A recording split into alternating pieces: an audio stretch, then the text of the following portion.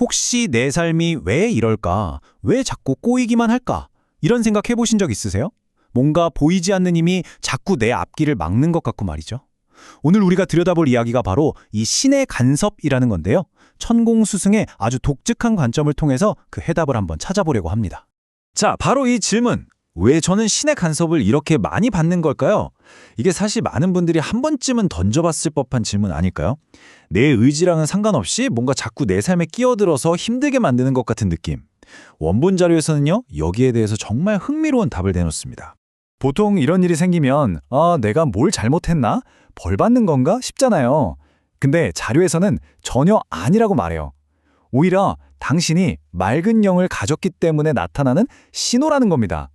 그러니까 내 안에 엄청난 능력이 있는데 아직 그걸 어떻게 써야 할지 그 올바른 길을 못 찾아서 버벅대고 있다는 증거라는 거죠. 결국 이 간섭이라는 건요, 내 안에 잠재된 엄청난 힘하고 이제는 완전히 규칙이 바뀌어버린 이 세상 사이에서 일어나는 마찰이라는 거예요. 그러니까 핵심은 뭐냐? 이건 절대 여러분 개인의 실패가 아니라는 겁니다. 훨씬 더 큰 차원의 변화 때문에 겪는 성장통 같은 거죠. 자, 그럼 이 간섭의 정체를 제대로 알려면 먼저 우리가 가진 재능이라는 게 도대체 어디서부터 오는 건지 알아봐야 해요. 이 가르침에 따르면요, 놀랍게도 우리가 가진 재능이 온전히 내 것만이 아니라고 하거든요. 여기서 아주 중요한 개념이 등장하는데요. 바로 신입니다. 우리가 보통 생각하는 그런 절대적인 신하고는 조금 개념이 달라요.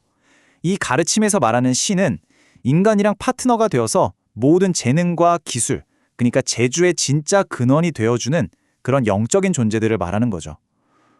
사업수완이든 예술적인 감각이든 모든 재능이 바로 이 신과의 파트너십이라는 거예요.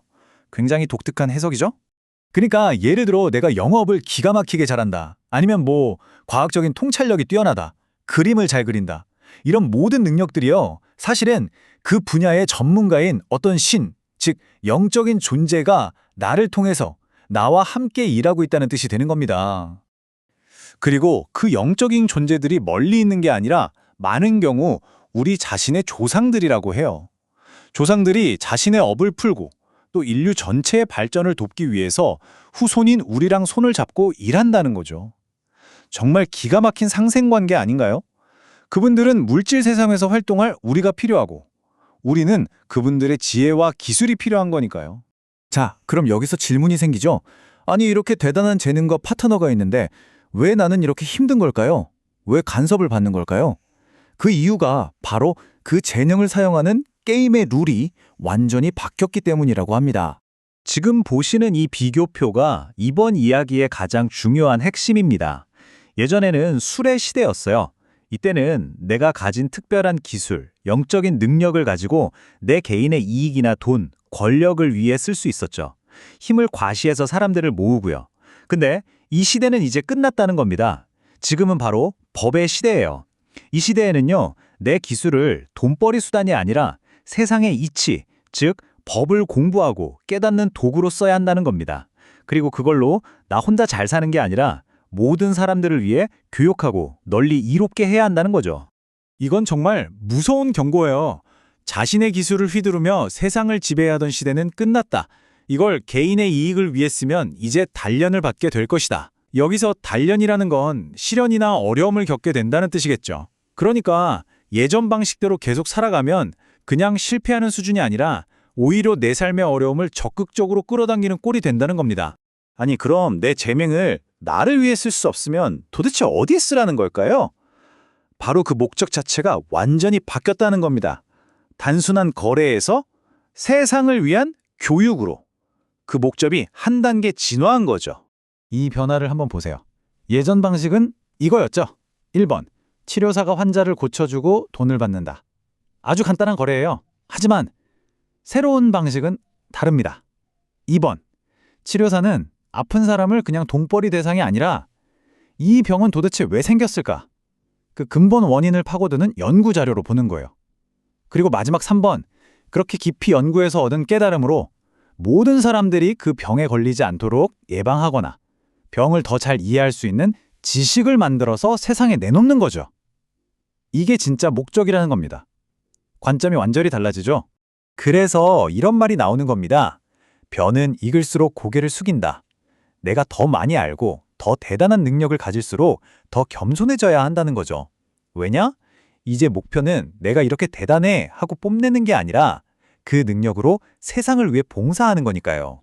자, 지금까지의 이야기를 종합해보면 정말 엄청난 아이디어로 연결됩니다.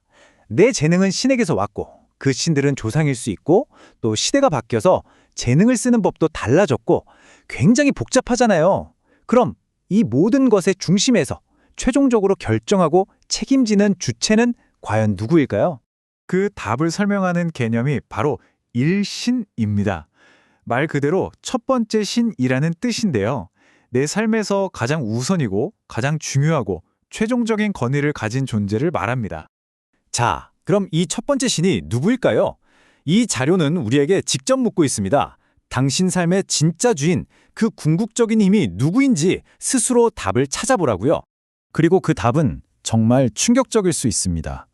당신에게는 당신이 바로 첫 번째 신입니다. 하느님은 두 번째입니다. 무슨 뜻일까요? 내 삶의 최종 권위자가 저 하늘에 있는 어떤 신이나 나를 돕는 영적인 존재가 아니라는 겁니다. 바로 나 자신, 이 내용을 보고 있는 당신 각자가 자기 삶의 주인이자 최고의 권위라는 거죠. 이게 정말 중요한 포인트예요. 결국 내 삶의 모든 권한과 책임이 바로 나에게 있다는 겁니다.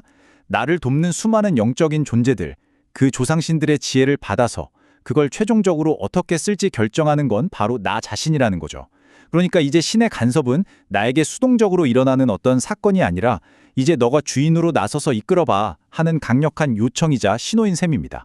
그래서 마지막 질문은 이것입니다. 만약 당신이 당신 삶의 첫 번째 신, 주인이라면 그 엄청난 힘으로 무엇을 하시겠습니까?